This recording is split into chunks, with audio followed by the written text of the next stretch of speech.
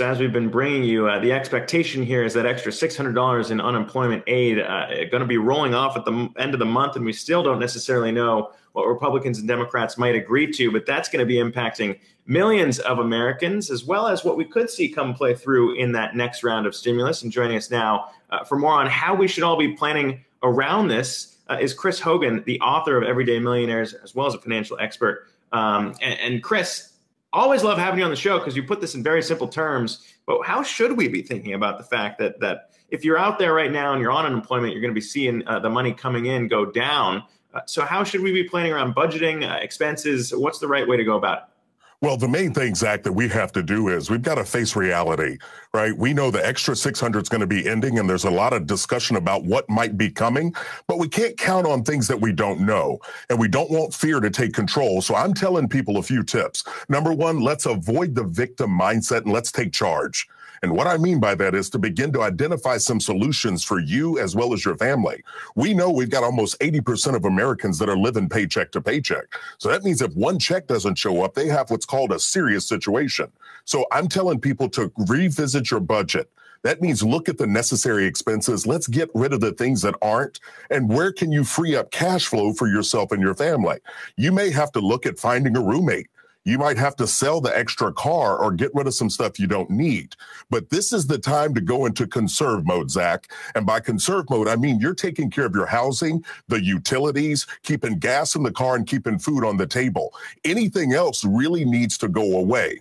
And then the next thing I'm telling people is to own your options. Really sit down and get hardcore and think about what do you need to do to bring in some extra money. There are all kinds of places that are hiring. I'm telling people to put your ego aside and find a job. It may not be the job that you end up staying with for 5 years, but it's a way to get money coming in. And there's something that changes in our spirit. When money's coming in, we see things differently, we feel differently, and you can still keep looking for that next job.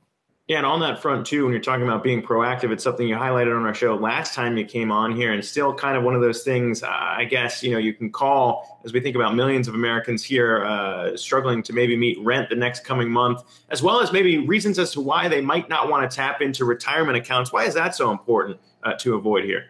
Well, you're absolutely right. There are a lot of people struggling. And I'm telling people, listen, if you can't pay, you can at least pay attention. And I mean, you reaching out, calling your landlord, calling the creditors. Don't wait on them to call you. Reach out and explain your situation. Let them know what you can do. But above all, don't make a promise to pay that you can't keep. A lot of people get nervous and they'll agree to things, Zach, just to get off the phone.